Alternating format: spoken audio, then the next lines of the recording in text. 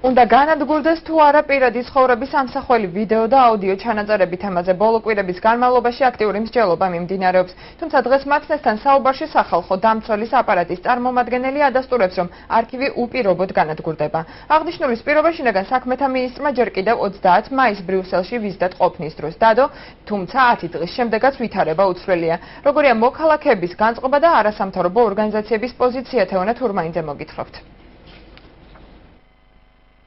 შინაგან საქმეთა სამინისტროს არქივში პირადი ცხოვრების ამსახველი ვიდეო და აუდიო ჩანაწერების არქივის განადგურების პირობა მინისტრმა ღარიბაშვილმა 30 მაისს ბრიუსელში ვიზიტისას დადო. როდესაც ვსაუბრობთ პირადი ინფორმაციის უსაფრთხოებაზე და იმ არქივზე, რაც დაგხვდა სამინისტროში, სამარცხვინო ფაქტია.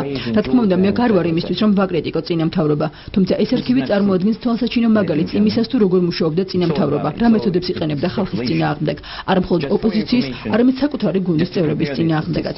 ეს სამარცხვინო ფაქტია, რის გამოც ჩვენ გეგმავთ არქივის განადგურებას მომდევნო კვირაში. ჩვენ მოვილაპარაკეთ სახალხო დამცველის ოფისთან ერთად, რომ არქივი უნდა განადგურდეს. პროფესორ მარინა გიორგაძეს იმედი აქვს, რომ კადრები აუცილებლად წაიშლება.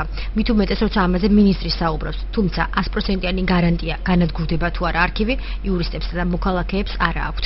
ესეთი მაღალი თანამდებობის პირმა, როგორც მინისტრის მოადგილე იყო, თავი ვერ შეიკავა და გამოიყენა ეს კადრები, ეს მიანიშნებს, რომ ძალიან დიდია მართლაც საფრთხე და საშიშროება ამ თვალსაზრისით, მაგრამ მე რა ვიცი, ძალიან მინდა მჯეროდეს და შეიძლება ვთქვა, რომ დარწმუნებულიც ვარ, რომ ახალი ხელისუფლება ამას არ გამოიყენებს რაღაც სხვადასხვა მიზნებისთვის ამ კადრებს და ნამდვილად როგორც არაერთხელ უკვე აღინიშნა, მოხდება მათი განადგურება.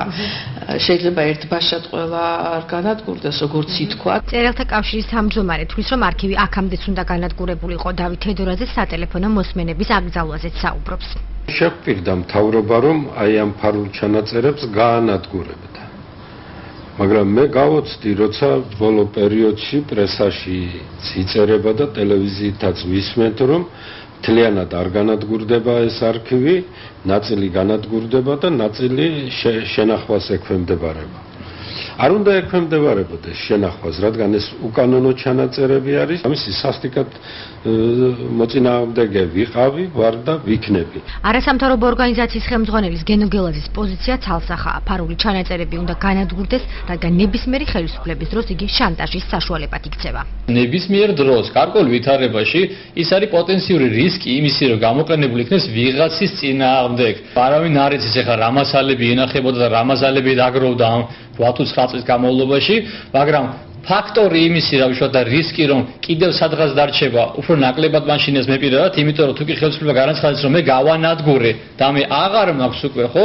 ყოველ შემთხვევაში ხელისუფლება ამ შემთხვევაში იმოქმედებს ეგრეთ წოდებული სუფთა ხელებით. კადრების განადგურების პროცესში სახალხო დამცველის აპარატი ჩაერთვება. ომბუდსმენის მოადგილე პაატა ბელთაძე ამბობს, რომ არქივი მოკლე დროში განადგურდება, ამისთვის იქმნება კომისია, რომელშიც არასამთავრობო ორგანიზაცია, შინაგან საქმეთა სამინისტრო და პროკურატურა იქნება ჩართული.